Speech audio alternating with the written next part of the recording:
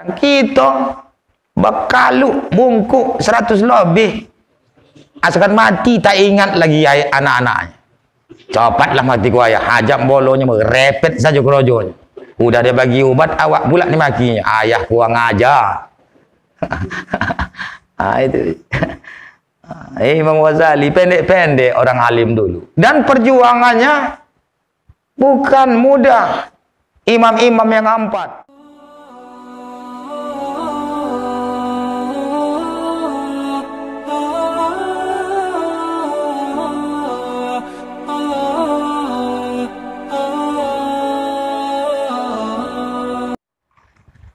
Assalamualaikum warahmatullahi wabarakatuh. Waalaikumsalam warahmatullahi wabarakatuh.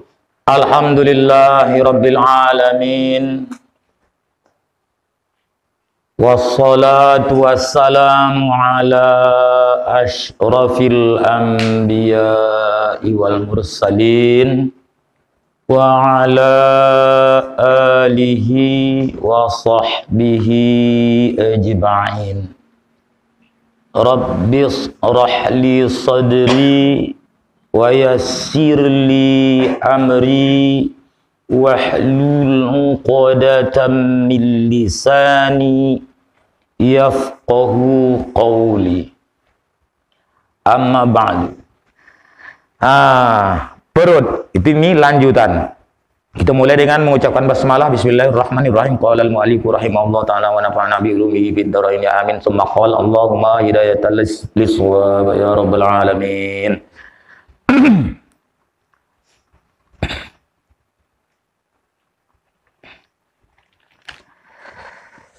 Adapun yang zon akan haramnya itu, maka yaitu seperti harta raja-raja yang zalim, yang tiada adil, yang zalim hartanya itu dapat dari mencukai akan orang Islam, atau ghalib hartanya itu dapat dari menzalim akan orang, atau menzalim akan rakyatnya.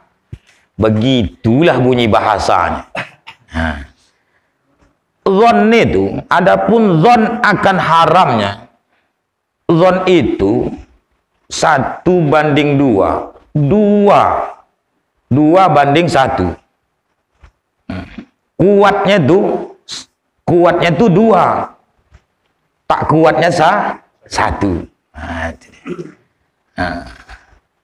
Kalau zon ini kuat, kita mengatakan haramnya, tapi ada sebagian hati kita mengatakan tidak haram. Pada harta ini seperti harta raja yang zalim. Raja yang zalim itu zalim, yaitu tidak berlaku adil. Seorang penguasa itu tadi yang ghalib, yang biasa hartanya itu dapat dari mencukai.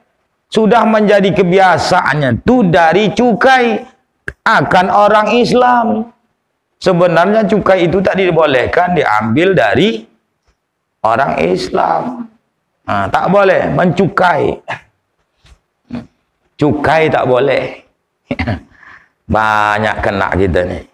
Ini tasawuf ni dah. Atau ghalib, biasa hartanya itu dapat dari menzalim. Menzalim akan orang, atau menzalim akan rakyatnya. Menzalim itu beda dengan fasik. Zalim itu hubungannya, kaitannya kepada makhluk.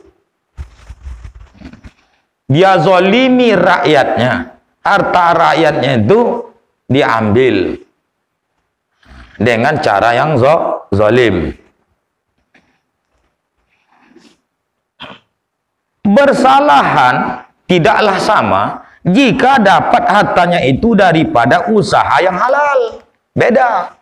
Harta raja itu zon haramnya. Kuat kita mengatakan itu haram karena melihat daripada perbuatan sang penguasa itu. Kalau harta dari usaha yang halal tak masalah. seperti berniaga dengan syaratnya, atau dapat dari berbandang. Berbandang itu bercocok tanam.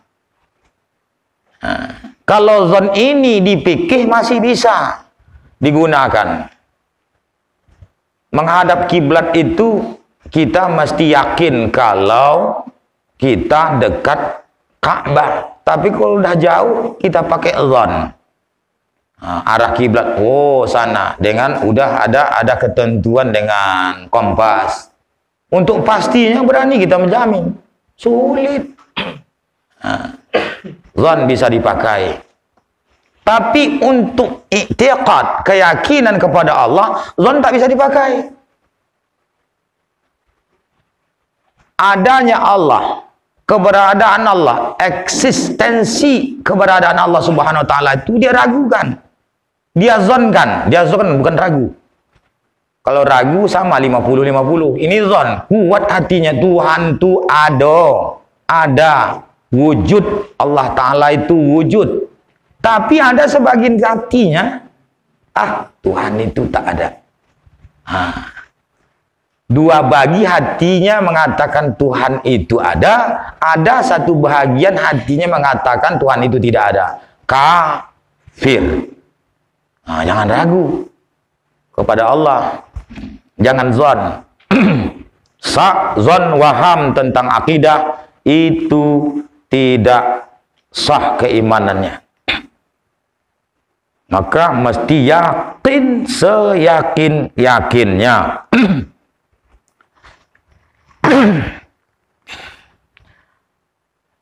Masalah, ada permasalahan. Kata Imam Al-Ghazali di dalam Minhajul Abidin, hasil buah karya beliau juga.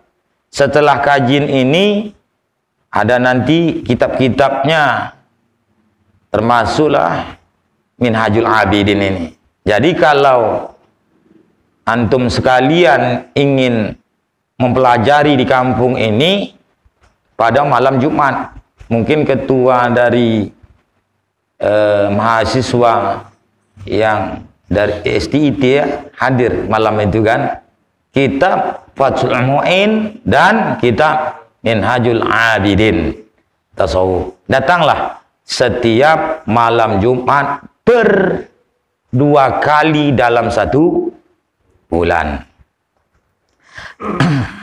Sengaja kita datangkan gurunya dari Medan, tepatnya Tembung. Untuk akidah malam Ahad 1 bulan sekali, tempat yang sama, Kiai Haji Mualim Supriyadi. Beliau kismualinya sama dengan Buya Edianto. Kalau saya bilang Buya Edianto, dosen kalian.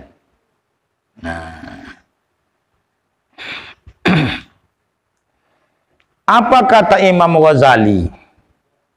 Jika ditanyai orang akan dikau, bahasanya gitu, akan dikau. Apa hukum harta pemberian raja-raja pada zaman ini? Imam Ghazali, semasa Imam Ghazali, zaman ini di masa Imam Ghazali. Kapan itu? Imam Ghazali lahirnya kapan?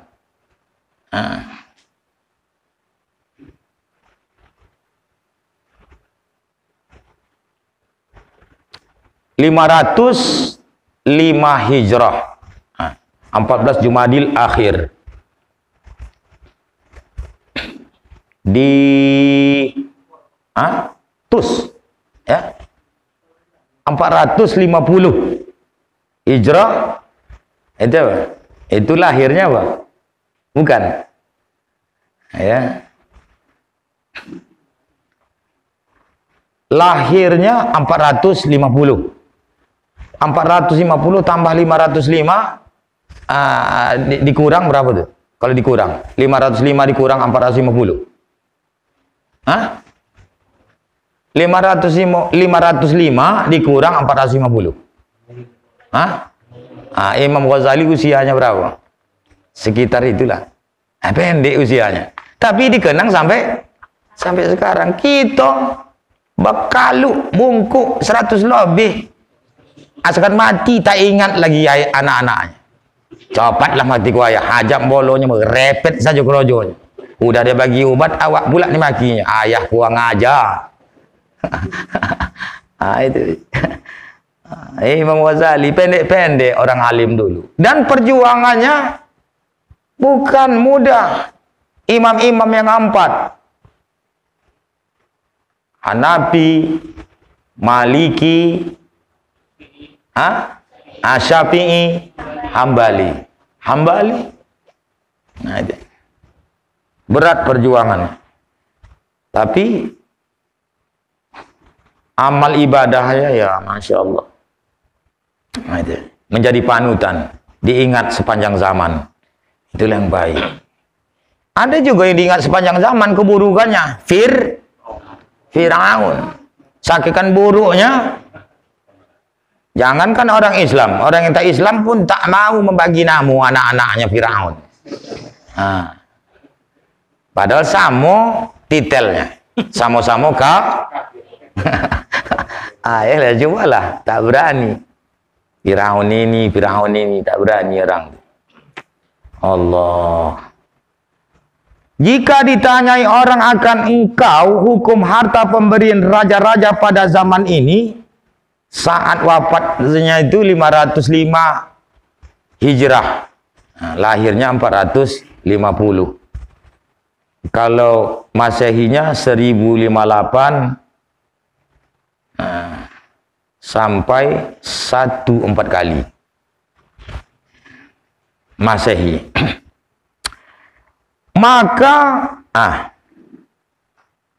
Maka jawab olehmu bahwasanya bersalahan ulama, beda pendapat ulama pada pemberian, maksudnya itu raja memberikan sesuatu kepada kita, boleh tidak kita mengambilnya? Haramkah ataukah halal? Ada di zaman Imam Ghazali, antara lahir dan wafatnya berapa lama tuh? 1444 sekarang. Di masa ini lagi. Bersalahan ulama. Kata setengah ulama, sebagian ulama, bermula tiap-tiap yang tiada yakin akan haramnya, tak yakin kita akan haramnya apa yang diberikan oleh sang penguasa itu, maka yaitu harus mengambil akan dia. Boleh kita ambil. Karena tak yakin kita akan haramnya. Ambil saja. Ada orang yang bukan seakidah dengan kita. Bermargalah dia. Balik dia ke rumahnya. Kita ikut ke rumahnya. Kemudian dia menggoreng ikan puyuh-puyuh. Tahu ikan puyuh-puyuh kalian? Ikan betik. Kalau ikan betik, kalau orang kampung ikan botik, ikan kates, buah botik. Misalnya ikan lah, ikan nila kah. Setelah itu dimasaknya nasi, dihidangkan sama kita. Nah, silakan makan, wahai saudaraku, di rumah orang yang bukan Islam. Halal tidak? Iya, bisa jadi haram kalau nampak zohirnya itu ada hal yang haram. Tadi yang digorengnya ikan nila, kecuali yang digorengnya B2. Nah, itu nampak haram. Tetap boleh kita makan. Cuma terkadang kita tak berani. Kenapa kita tak berani? Kualinya tak nampak kita. Dia memasak tak nampak kita. Nah, kenapa kita tak berani makan orang itu kita ambil? Kamu tak berani. Padahal itu tidak haram, halal. Kalau begitu tuh nanti orang penjual ataupun pedagang sayur-sayuran, apakah Islam semua? Jengkol tuh dikupas yang keringat deh. Dalam keyakinan kita lah, kuat hati kita mengatakan tangan-tangan mereka itu tidak lepas daripada pernah makan daging yang haram. Tapi kenapa kita boleh jengkolnya tak kita sucikan 7 kali jengkol tuh? Disama lah istilahnya. Kan tidak? Tetap kita cuci, kemudian kita masak. Habis kita makan. Kita makan, mantap. Padahal berkeringat-berkeringat dia megang-megang sayur tuh. Ya tidak? Tidak kita ragu. Tapi kalau makanan dibaginya, kenapa kita ragu? Berarti nafsu selera kita saja. Jangan dikatakan itu haram.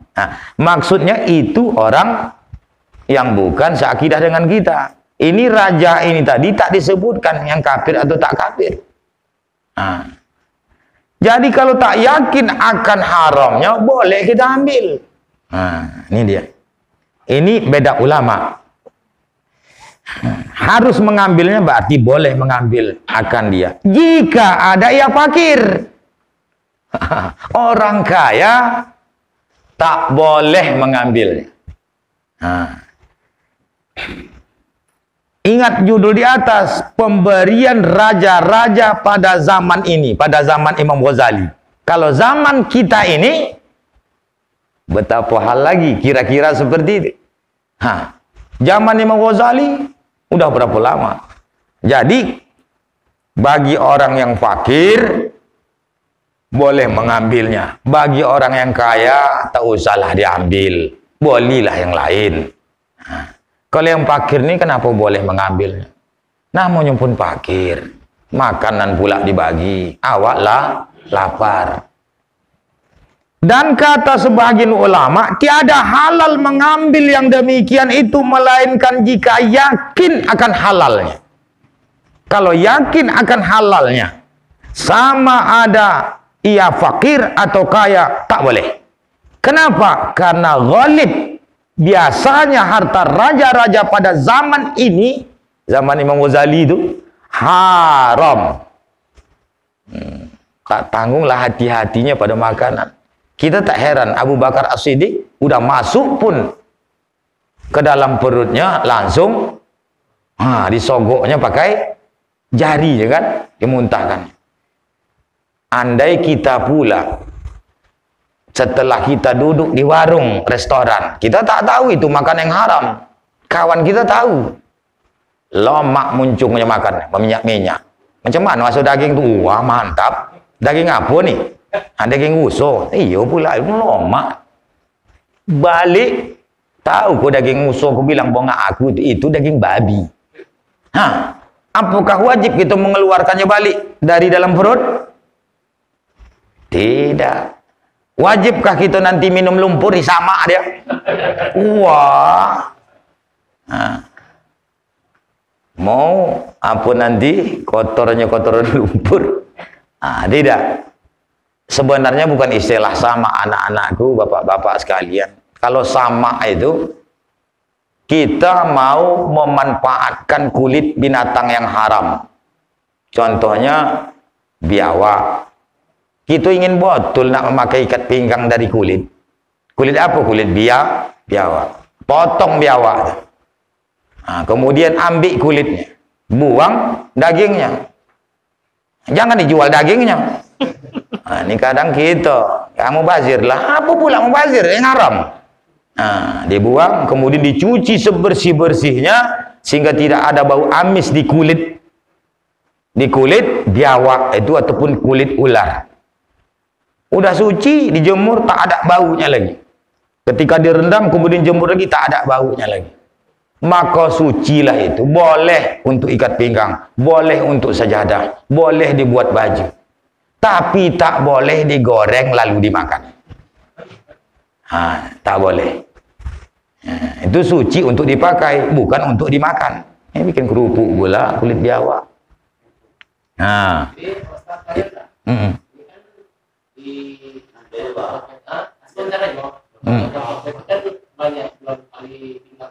Yo. Tak apa-apa, asalkan jangan dimakan ikat pinggang tuh. Boleh dipakai. Yang tak boleh tadi, kita potong-potong ikat pinggang tuh lalu kita goreng. Karena kita tahu itu mantap, enak, kulit biawak. Itu hanya suci untuk dipakai. Dengan syarat tak ada bau lagi. Tapi kalau masih bau bangkai, dibersihkan lagi. Tak apa-apa. Tapi bukan kulit anjing dan babi. Tak bisa disama. Itulah istilah sama.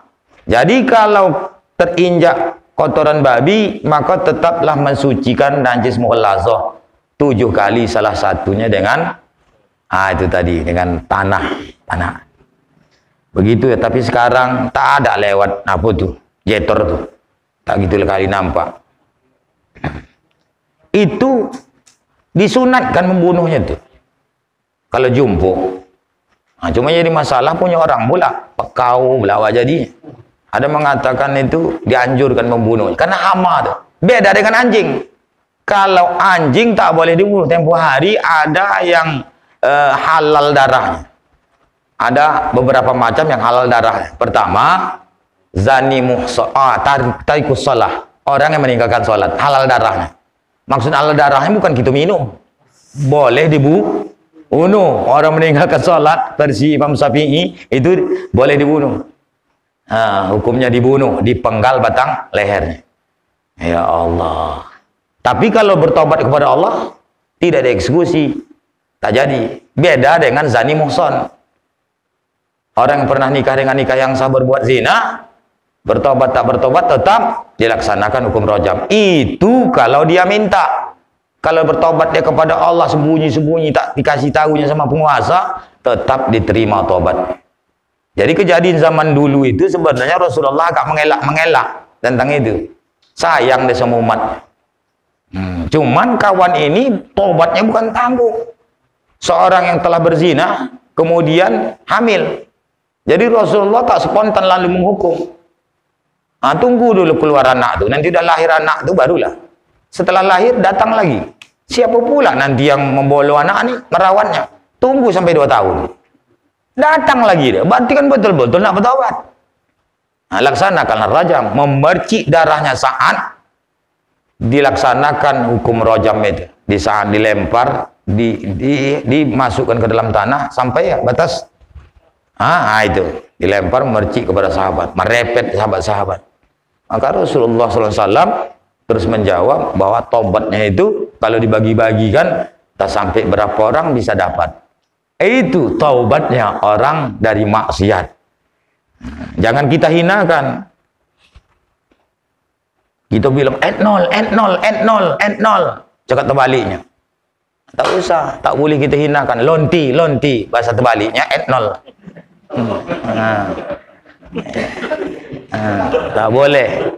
Ya Bu, itu guru saya. Maaf ya Bu, guru SD saya pas lulus Ibu Jainab. Tapi mungkin Ibu Jainab ini lupa sama saya karena nampaknya lebih tua saya dari guru saya. Guru SD saya nih. Guru SD saya.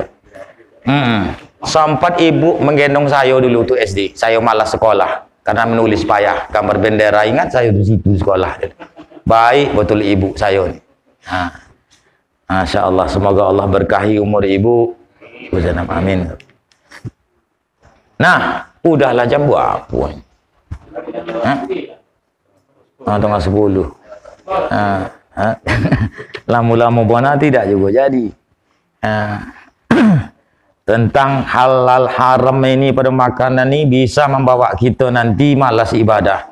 Kenapa kita malas ibadah? Padahal zikir itu bukan payah. Tak bisa la ilaha illallah.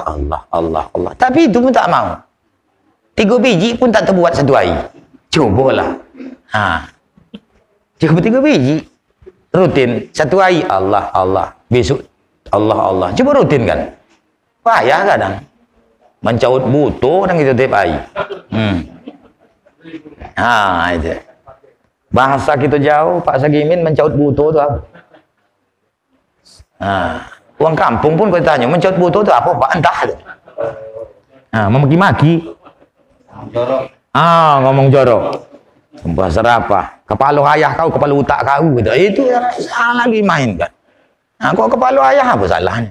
Ini kepala otak pula. Udah masuk ke dalam kepala, dari kepala untuk masuk otak begitu. Itu kata-kata seperti itu tak baik. Jangan dibuat-buat. Jadi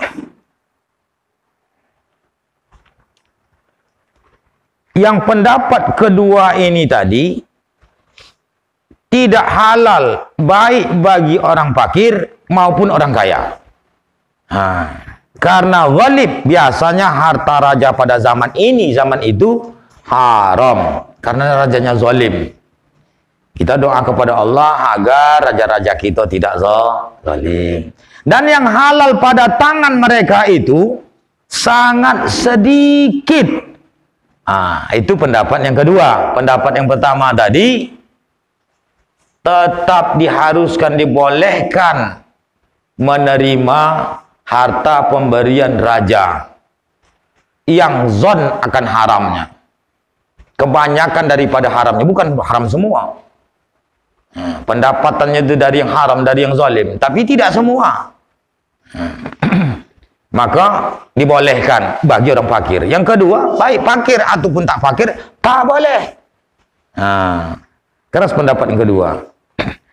Kemudian Bapak Ibu rahimakumullah, kata sebagian ulama, setengah ulama, bahwa pemberian raja-raja itu halal bagi orang kaya dan orang yang fakir. Ini pula enteng. Apabila tiada yakin akan haramnya. Itu dia. Mungkin ini yang sodap makai. Ya kan? Kalau tak yakin akan haramnya, bantai terus. Makanlah. Dan hanya saja dosa itu atas siapa? Atas orang yang memberi pula. Kita yang diberinya tak masalah. Makan saja. Datang penguasa yang tadi itu datang. Nih, beras. Berapa goni? 350 goni dalam satu rumah tangga. Tak laku grosir. Tak ada je yang boleh ni. Rupanya pemerintahan itu baik dalam memberi beras. Semua, setiap warga diberikan 350 karung. Cuma yang 2 kilo. Yang 2 kilo. Bukan yang 2 kilo. Kita kadang nak ambil banyak. Macam mana supaya bisa merata? Bisa aja kita satu ini untuk tahun ini kita bagi rakyat kita ini yang satu ini. Semua apa nama? Tidak semua dapat, satu je dapat. Ganti-gantian sepakat. Rupanya banyak rakyatnya yang ke ujung tak dapat, keburu meninggal. Mati belum sampai giliran dia. Itu bisa tak baik juga. Jadi pemerataan itu perlu. Kalau 2 kilo dapat 2 kilo lah semua. Itu dia. Halal ini kecuali yakin kita haramnya. Dan dosanya itu tertanggung kepada yang memberi pula. Yang akhir ini dimuktamadkan oleh Syekhuna Al-Alimul Allamah Al-Amil bi'ilmihi Maulana Al-Syekh Muhammad Ibn Sulaiman Al-Kurdi Al-Madani Al-Mufti fil Madinah Al-Munawwar. Itu pula hebat Mufti Madinah. Boleh. Usah ragu. Kecuali tengok, wah, ada roti. Tapi di atas roti itu ada tai anjing. Tak usah makan. Pulangkan balik.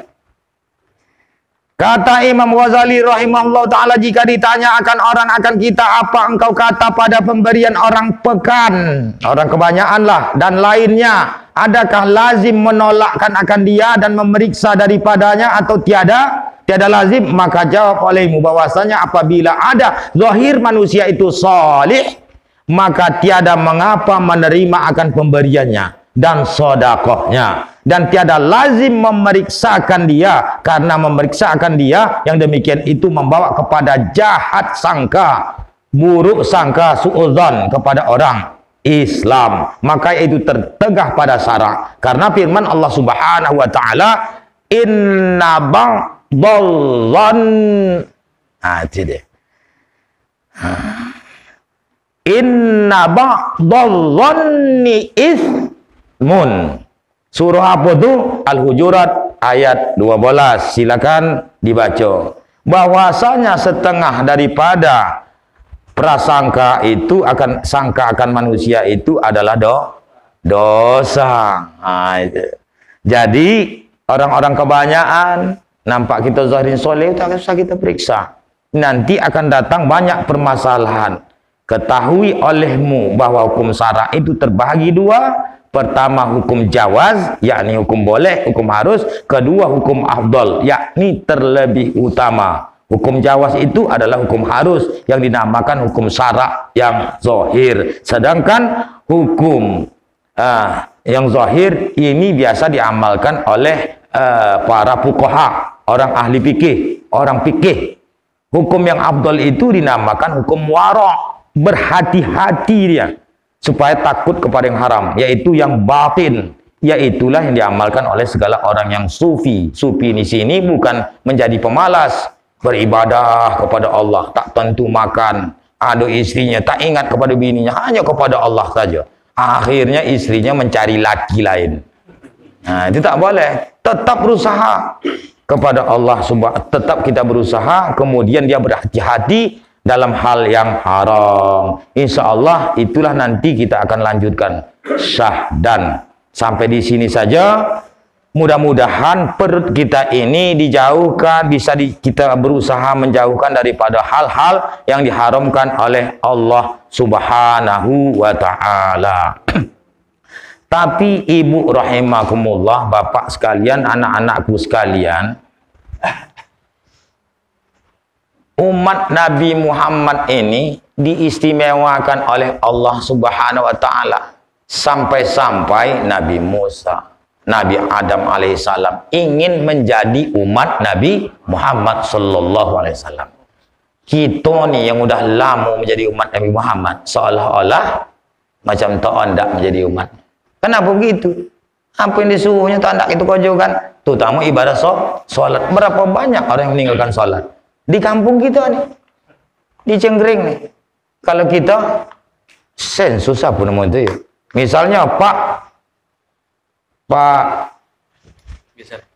Gisan diperintahkan oleh Bapak Kepala Desa, besok mulai subuh di checklist. Tadi sholat subuh tidak?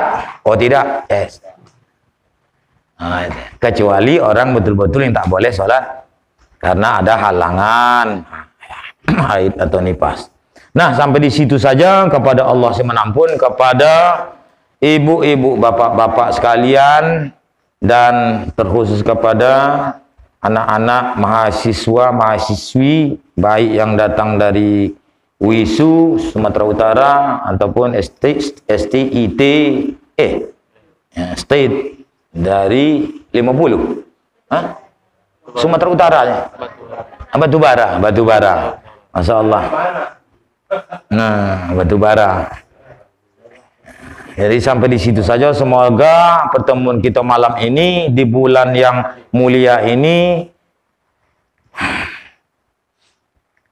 sebagaimana informasi Allah Subhanahu wa taala, ya ayyuhalladzina amanu taqullaha wal tanzur nafsum ma qaddamat lighad wattaqullaha innallaha khabirum bima ta'malun. Hai orang-orang yang beriman, bertakwalah kepada Allah, dan hendaklah setiap diri memperhatikan, mengintro, apa bahasanya? Mengintrospeksi diri, menengok diri kita.